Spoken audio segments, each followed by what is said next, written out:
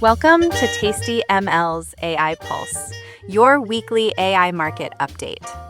We're your shortcut to getting truly well-informed about AI without, feeling completely overwhelmed. This week, we're diving into AI product, job, economic, and policy updates to pull out the clearest insights and the most surprising facts from the AI world this week. Our mission is to help you navigate the biggest, most exciting, maybe sometimes controversial developments that have just happened. James, our sources are really hammering this point. The AI reckoning is here. Is that right? What does that actually mean for businesses like right now? Is July 2025 really this critical turning point? It absolutely feels like it.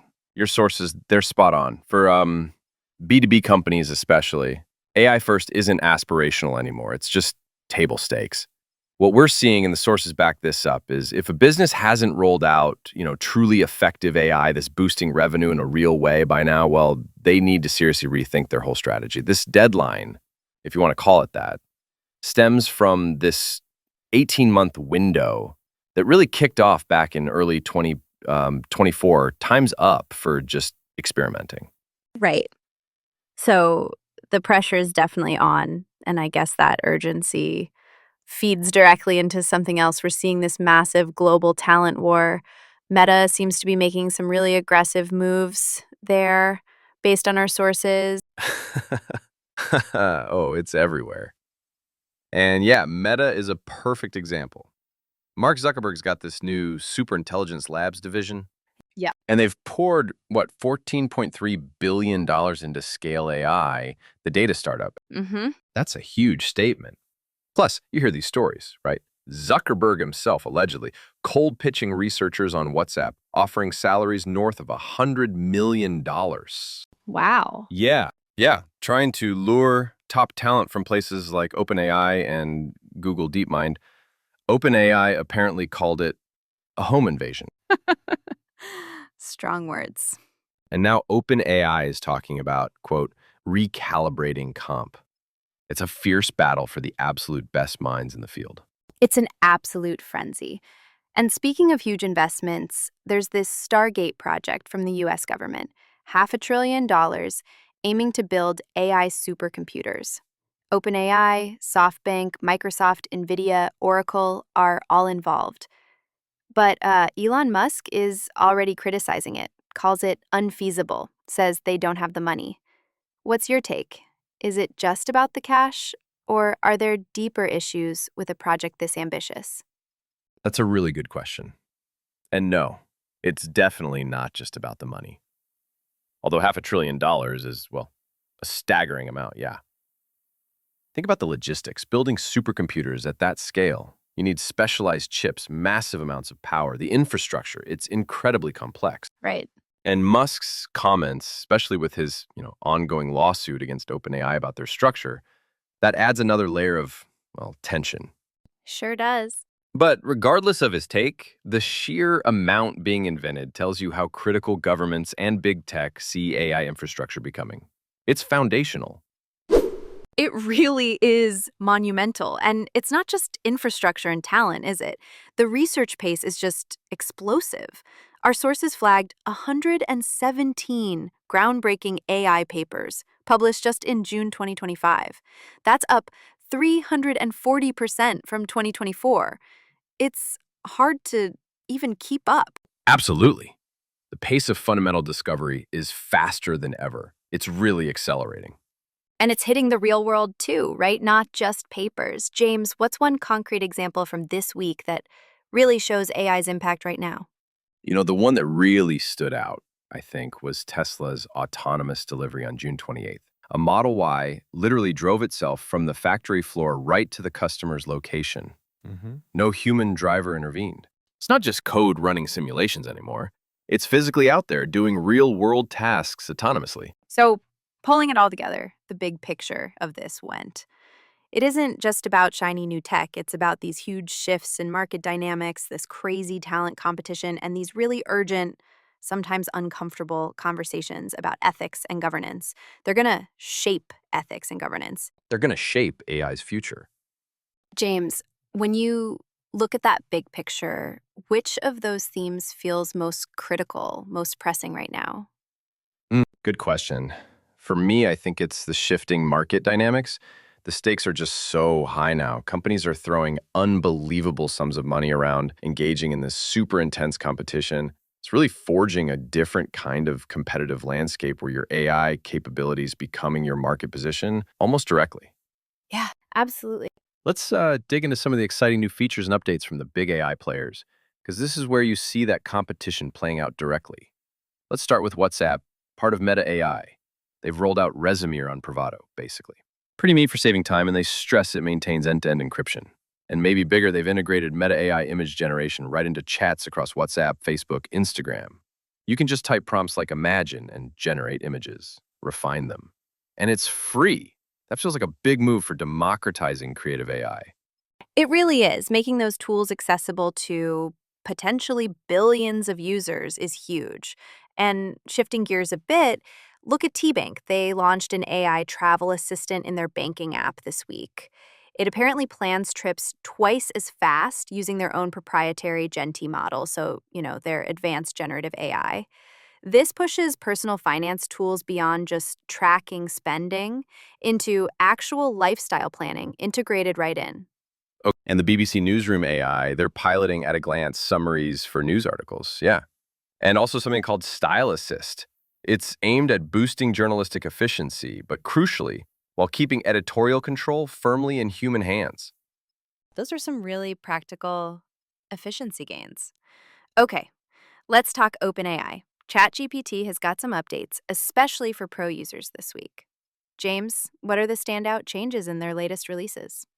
Right. OpenAI seems really focused on beefing up capabilities for their paid users. There's a new top-tier model, the O3 Pro model. It's specifically tuned for much longer, more reliable reasoning, which means it's particularly strong in complex areas. Think advanced math, science problems, tricky coding challenges. And it gets full access to all the tools, web search, code execution, analyzing files you upload. Plus, for folks using the Mac OS desktop app, there's this new record mode. Sounds like a potential game changer. It can transcribe, summarize, even transform audio for meetings or just voice notes into actionable stuff like follow-up emails or code snippets. That record mode sounds incredibly useful. How do the other improvements, like better search quality or more control over custom GPTs, how do those impact the average professional user compared to, say, a totally new model? Yeah, it's really about making the AI more dependable and flexible for everyday work. So, better search quality means it understands what you're asking for more accurately, even in longer back and forth conversations, makes it much more solid for research. Got it. And letting custom GPT creators choose from the full range of models, GPT 403 and of 4 Mini, that gives them really fine grade control over performance for their specialized AIs.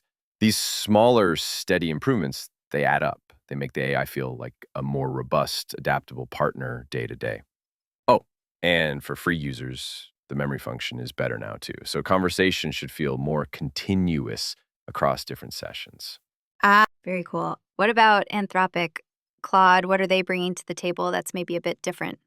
Anthropic's really pushing their artifacts feature. What's genuinely innovative here is you can now create, host, and share interactive AI apps right inside the interface. You just describe your app idea in plain English. Wow, really? Yeah. And here's a key thing for developers. When someone uses an app you shared, the API usage counts against their subscription, not yours. That removes a big barrier to sharing, gets rid of managing API keys for simple shares. It's clever. That is clever. Also, their latest models, Sonnet 4 and Opus 4, are now integrated into GitHub Copilot for better coding help. Plus, they've added new security features for enterprise users dealing with sensitive data. That's a significant move towards accessible AI app creation. Okay, Google Gemini. They've been busy too. What's new there for developers and regular users? Okay, for developers, Google dropped the Gemini CLI. It's an open source AI agent that brings Gemini right into your command line, your terminal. You get free access to Gemini 2.5 Pro, which has this enormous 1 million token context window. Yeah, that's huge. Like 750,000 words of context it can handle. Wow. plus a pretty generous usage limit, 60 requests a minute. You can browse the web, run code, and it supports that model context protocol we might talk about later. Okay. For everyday users, they've added scheduled actions on Android, iOS, and the web. You can basically tell Gemini to do things automatically on a recurring basis, like summarize my calendar every morning at 8 a.m., just by phrasing it naturally. Automated tasks, always good. And for coders, Gemini Code Assist sounds like it's getting a major upgrade. And full project context means it analyzes your entire code base to give much more relevant and accurate suggestions. Yeah. It's a big step towards AI genuinely collaborating on code. Shifting to Microsoft Copilot, there was a really interesting internal memo this week. Julia Leosin, president of their developer division, basically said using AI, specifically Copilot, is no longer optional for Microsoft employees. It's core to every role, every level. Managers even have to factor AI use into performance reviews. James, that feels like a pretty bold top-down mandate. What are the potential risks here? Could forcing AI use actually stifle creativity or maybe create a black box issue where people just rely on it without understanding? The goal is obviously productivity and making sure everyone leverages the tools they're building, right? But yeah, there's always a risk of over-reliance. You could end up with what some people call cognitive debt, where fundamental skills might weaken if people just default to the AI, right? And without good training and encouraging critical thinking, AI could become a black box where people just accept the output without really vetting it. It definitely puts a big responsibility on Microsoft to manage that rollout carefully, ensure people understand how to use it effectively, not just that they have to use it. Makes sense. On the flip side, they also rolled out a bunch of education-focused features, new AI tools in Microsoft 365, Copilot for teachers making lesson plans, quizzes, a free app called Microsoft Learning Zone for educators, and even a secure Copilot chat for teen students using GVT 4.0 with enterprise data protection. So they are thinking about the learning side too. Interesting trade-offs. What about Perplexity AI? They're known more as an answer engine. Right. Perplexity launched Perplexity Labs. It's a new feature for their pro users that acts like an AI coworker. It can spend up to 10 minutes on a complex task to generate really detailed outputs. Think reports, spreadsheets, dashboards, even little web apps or visualizations. And for researchers, they added an academic filter to their API, specifically prioritizing results from peer-reviewed papers. That's a potentially big help for serious academic work. Okay. And Midjourney, they're moving into video now? They are. They released their first AI video generation model called V1. You can feed it an image when you upload or one made in Midjourney, and it generates 4 short 5-second video clips. It seems particularly good at stylized, surreal kinds of visuals. And their main image generator, V7, is now the default. Big quality improvements, supposedly better with text and images, better textures, more coherent details. Especially, they claim, better with human hands and faces. Fewer of those infamous 6-fingered hands, maybe. We can always hope. But I understand Midjourney is also facing some legal headwinds. They are, yeah, pretty significant ones.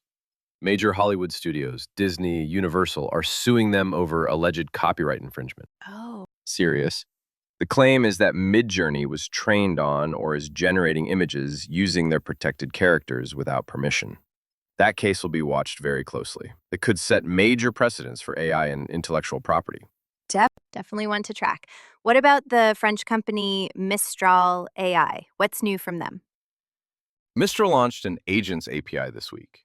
It lets developers build AI agents that can do more integrated web search, run code, maintain memory over time. They're reporting big accuracy jumps on tasks like question answering when using web search. They also debuted new magistral reasoning models. There's Magistral Small. That one's open source. 24 billion parameters.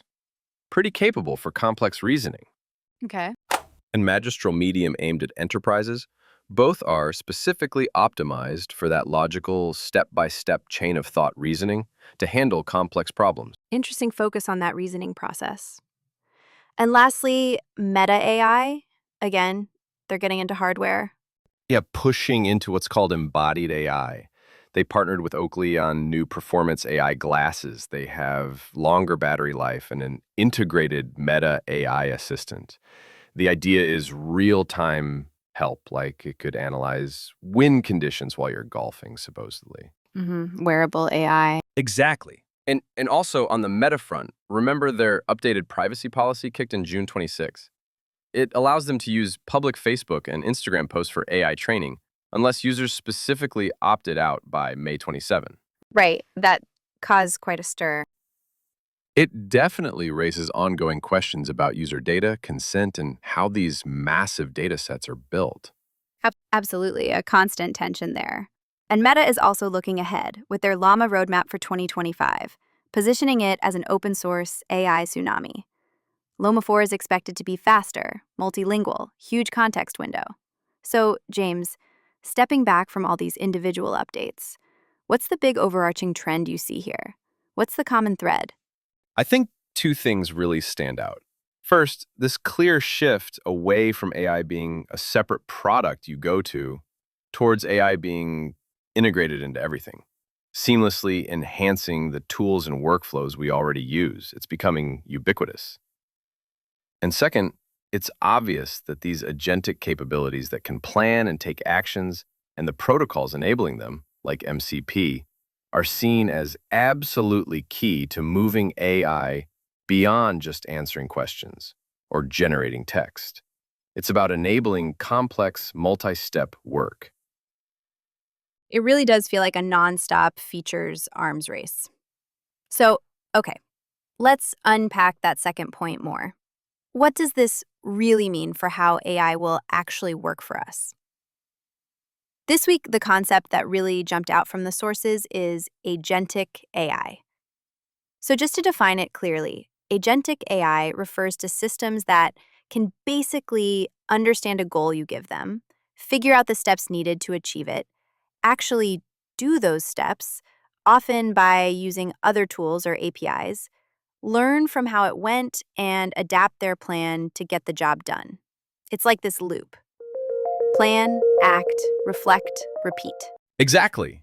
And the crucial piece of plumbing making this work across different systems is this thing called the Model Context Protocol, or MCP. Think of it like, like USB-C, but for AI. It's aiming to be an open standard, a universal adapter for connecting AI agents to outside data and tools. Okay, USB-C for AI. I like that. Yeah. So instead of needing a custom plugin for every single app or database you want your AI to talk to, MCP lets an application expose its data or functions through a standard server. Then any AI client that understands MCP can securely connect and interact with it. It just simplifies everything. It's the infrastructure layer for agents. That universal adapter idea really helps clarify it. Okay, let's make it concrete. Walk us through that AI-powered code refactoring scenario you mentioned earlier using something like Gemini Code Assistant Agent Mode. So I'm a developer, I've got this old code, I tell Gemini, refactor the specific function, make it more efficient, clean up the formatting and related files, and update the tests. What happens next with an agentic system? So Gemini's agent mode first analyzes your request, but crucially, it also uses that full project context to understand how that function fits into the whole codebase. Based on that, it proposes a multi-step plan. Like step 1, analyze current algorithm. Step 2, implement new algorithm in datahandler.py. Step 3, identify related files needing format updates. Step 4, and so on. Okay, so it shows me the plan first. Exactly. You, the developer, review that plan. You can approve it, maybe modify it. Once you give the green light, the agent starts executing. It uses this multi-file editing capability to actually change the code in datahandler.py, apply formatting rules to other files, run the unit tests, maybe update them. If it hits an error, say a test fails, it doesn't just stop. It might pause, explain the error to you, maybe even suggest a fix, and wait for your input. So it's interactive. Very interactive. And when it's done, it summarizes all the changes it made. You can review everything. And if you don't like it, you can easily revert. It's like having a super diligent, super fast assistant working alongside you. The advantages seem huge. You get this universal compatibility. MCP means it can work with different AIs, different data sources. We're seeing OpenAI, Google, DeepMind both getting behind it. It slashes development time because you don't need all those custom integrations. Better security through standardization. And the AI just gives better answers because it has access to richer real-time context. We're talking about potentially superhuman assistance, automating really complex, tedious stuff like linear, using AI to triage middle reports, or Loom's AI meeting summaries, cutting down follow-up time by 30%, speeding up projects by 50%. Those are real numbers. Plus, tools like Claude, letting people build AI apps without code, that lowers the barrier significantly. James, looking at all that, what's the single biggest promise Agentic AI holds for our daily work? For me, I think it's that fundamental shift from AI being a tool you actively use for a specific task to AI becoming more of a proactive partner that can act on your behalf across multiple tasks and tools. It promises to free up significant mental energy from managing complex workflows. But, and it's a big but, we have to talk about the downsides, the challenges, right? Right? Trust and control are huge. Developers, users, we need to stay in the driver's seat. Especially given some reports about advanced models showing unexpected, maybe even deceptive behaviors in certain tests, oversight is critical. Yeah, that's concerning. But definitely challenges to navigate, but the potential is undeniable. And we saw a pretty wild example of that potential this week in Beijing. Humanoid robots playing soccer, a real 3-on-3 match. Tell us about that. Yeah, it was quite something. These weren't remote controlled robots, they were AI powered humanoids. They used advanced AI for everything, seeing the ball and players, deciding strategy, moving around the field, coordinating with teammates. They were genuinely trying to see, think, and act autonomously to play the game. It really showcases the potential, not just for fun things like robot sports, but for industry. Think automated assembly lines with robots that can adapt, or even healthcare like assistants for surgeons. But it's still early days. Their movements were maybe a bit clumsy compared to humans, less agile. Adaptability is still a challenge, and the cost to develop these is immense. This match was also kind of a preview for the Humanoid Robot World Games, scheduled for August 2025. Events like that could really push development forward and connecting this back. Agentic AI, especially with enablers like MCP, is really building the foundation, the plumbing for AI that can act intelligently and autonomously in complex environments, whether that's software or the physical world, which brings us right back to that crucial question. How do we balance these incredible productivity gains with the absolute need for human oversight, for ethical guardrails? Those are thought provoking questions and key considerations. We'll dive into regulations in a bit. Let's shift from the tech itself to the strategic landscape. The market moves.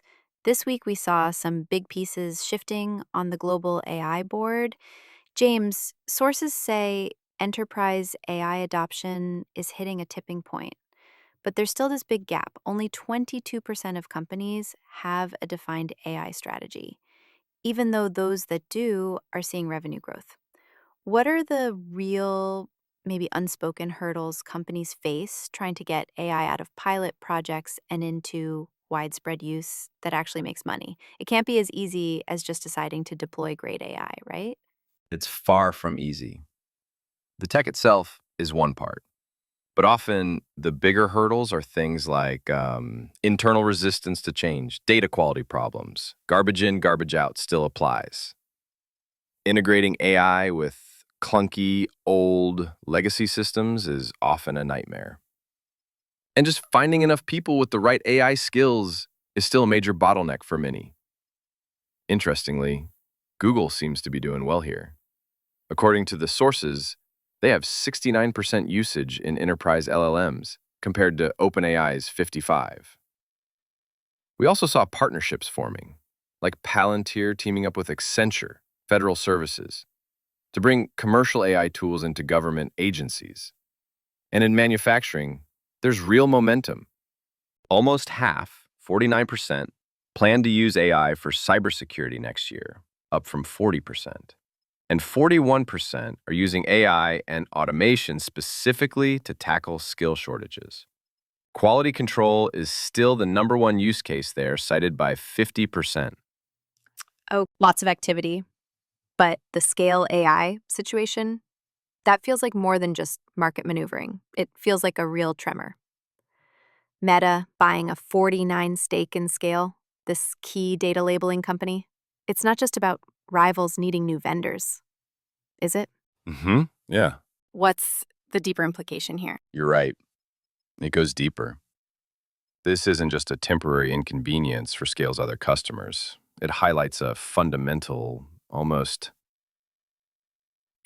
existential tension in the AI supply chain. When one of the biggest players, Meta, effectively gets preferential access or potential insight into a critical piece of infrastructure like data labeling, it forces everyone else to seriously reconsider their dependencies. I can see that. Look at Google, reportedly Scale's biggest customer, planning to spend $200 million this year. Now they're apparently pulling back hard, worried Meta could learn too much about their AI development through Scales' work. OpenAI, Microsoft, even Elon Musk's XAI are also said to be distancing themselves. So, what's the fallout?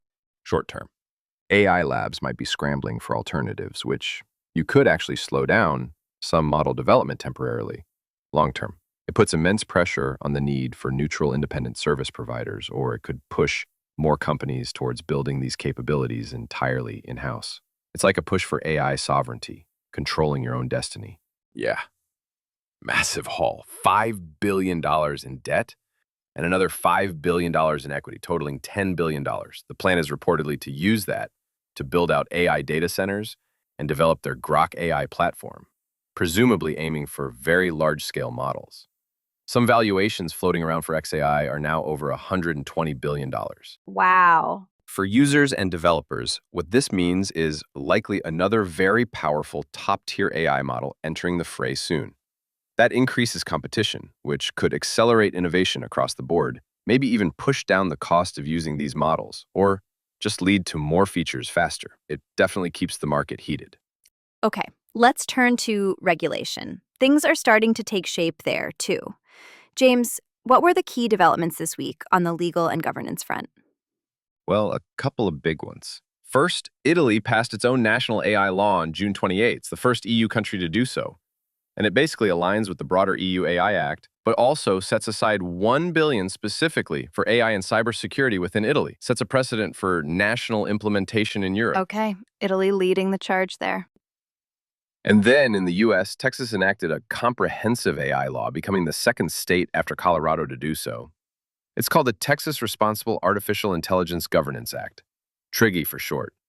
It takes effect 1/1/2026. What does it actually mean for companies developing or using AI in Texas? What does it cover? It's pretty broad. It sets up a new framework specifically for AI developers and deployers operating in Texas. It mandates disclosures from state agencies if they use AI. It updates rules around consent for collecting biometric data. Crucially, it prohibits certain high-risk AI practices. Things like using AI to intentionally incite self-harm or violence, commit crimes, or unlawfully discriminate based on protected characteristics like race or gender. So, clear prohibitions. It also stops government bodies using AI for social scoring systems and heavily restricts using biometric identification without informed consent, though there are some exceptions, likely for law enforcement. Interestingly, it includes safe harbors. Companies might get some protection if they can show they're substantially following established guidelines, like the NIST AI Risk Management Framework. That's the framework for the National Institute of Standards and Technology. And there's a 36-month regulatory sandbox to allow for some experimentation. Enforcement falls to the state's attorney general, and the penalties can be $10,000 up to $200,000 per violation. It's a serious piece of legislation. So we look at all these moves, the acquisitions, the funding rounds, these new laws. It really paints a picture of an AI industry that's maturing rapidly. It's shifting from just build cool stuff to build cool stuff responsibly, securely, sustainably, and within legal boundaries. The guardrails are going up. Okay, that's a lot to take in. For everyone listening who wants to put some of this knowledge into practice, let's offer a practical tip, a really simple one to start: efficient summarization. You can use pretty much any LLM for this: ChatGPT, Gemini, Claude. Just give it a prompt like, summarize the following article in 3 bullet points, and then paste in the article text. It's super useful for quickly getting the gist of long documents or articles, great for learners, great for professionals. And to take your AI interactions to the next level, to get much better, more specific results, we really recommend beginning with Red Framework. TastyML Bytes YouTube, I think the link would be in the bio and available in the channel's YouTube library. Yes, that's right. TastyML Bytes recently gave a deep dive on this starter framework, RED, which stands for Role, Expectation, Determine. It enables a structured prompting framework in 3 simple steps. To get started with better prompts, check out the RED framework instructional. Once you've mastered RED, the next step is CRFT, or craft. That stands for context, request, actions, format, and tone. Let's break that down with an example. Imagine you're prompting an AI for data analysis. You could say, you are a data analyst AI helping a retail company. Context: analyze our attached CSV sales data from the second quarter, identify the top 3 growing product categories and any interesting regional sales patterns. Request: feel free to use Python for analysis if needed. And search the web for general industry benchmarks for comparison. Actions: present your findings as bullet points followed by a brief concluding paragraph summarizing the key insights. Format: and please use a friendly yet insightful tone. The power of RED and craft frameworks is that it leaves nothing to chance. You tell the AI exactly who it should be, its role, what you need it to do, the task, how it can approach the task, tools or methods, what the output should look like, the format, and the style you want, the tone. Following that structure consistently leads to much more accurate, relevant, and useful results from AI. Makes perfect sense. Want to take your own AI skills even further? If you're just starting out, check out TastyML.com. It's really AI for everyone and every day. Genuinely the easiest way we've seen to start interacting with AI models without needing to write any code. Or maybe you want to get better at talking to AI. Unlock the free Easy Prompt Framework Guide on our site. Think of it as your shortcut to getting better outputs from any AI. It's a simple step-by-step template like a checklist, distilling best practices. It really takes the guesswork out of crafting effective prompts. Grab the free guide and level up your AI game today. And for those of you who are practical explorers, maybe aspiring pros, entrepreneurs, or even novice, curious folks wanting to really implement AI into your professional skill set, join TastyML's masterclass waiting list at tastyml.com/masterclass. All right. As we wrap up this deep dive, it's just abundantly clear. The pace of AI innovation is not slowing down. If anything, it's accelerating. And the pressure, the imperative for businesses and individuals to adopt AI is only intensifying. It's shaping everything from high-level corporate strategy right down to the skills needed for everyday job. Yeah, this convergence, we're seeing incredibly powerful new models, these emerging agentic capabilities that let AI do things. And these evolving governance frameworks trying to keep pace. It really paints a picture of a future where AI becomes this invisible but utterly indispensable partner in almost everything we do, which, of course, leads to the big question for everyone listening. How will you, as a learner, as a professional, as just a curious human, adapt and actually thrive in this AI-first world that's arriving so quickly? And maybe a final provocative thought to leave you with. Consider those reports, even if just in testing environments, of advanced AI systems like Claude 4 or OpenAI's O1. exhibiting behaviors that could be described as deceptive or manipulative. Combine that with the generally fragile public trust in AI. One source noted only 17% of Americans believe AI will have a net positive impact overall. Wow, only 17%. Right. So as AI becomes more autonomous, more agentic, how do we possibly ensure transparency? How do we ensure accountability? And maybe more importantly, what role do you play, personally and professionally, in fostering ethical, responsible AI use? It's a conversation we all need to be part of. Absolutely. Okay, looking ahead, here's what we'll be keeping a close eye on for next week. First, AI safety and regulation. We'll be watching for more on AI deception and manipulation studies, how the EU AI Act implementation is progressing after Italy's law, and there's a US Senate panel hearing scheduled on AI transparency. Also, global AI governance. The Third World Conference on Explainable AI, XAI, and the Global Summit on Trustworthy AI are coming up, focusing on transparency, understanding AI, and sustainable development. Plus, the UN ICC AI Hub launch and briefings on using AI and diplomacy and specific industry moves. We'll see if Midjourney expands its video generation beta to more users, and if Tesla makes any moves to expand its robotaxi service beyond the Austin pilot. Anthropic is rumored to have a reasoning update, codenamed Paprika Mode, and Google might roll out more of its Project Mariner capabilities for letting AI actually use computers. Hardware and innovation. Samsung has its Galaxy Unpacked event. Expect announcements about new AI interfaces, probably for the Galaxy Z Fold 7 and Z Flip 7. And keep an eye on BitDeer AI.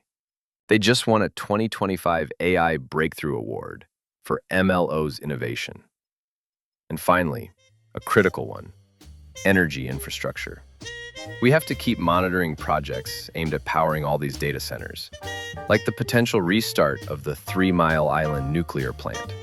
Data center power demand is becoming a serious bottleneck for AI's growth. Lots to unpack in the AI world. Keep exploring, stay curious, subscribe to TastyML Bytes on YouTube to catch the hottest AI pulse every week. Until next time, keep your AI pulse pumping.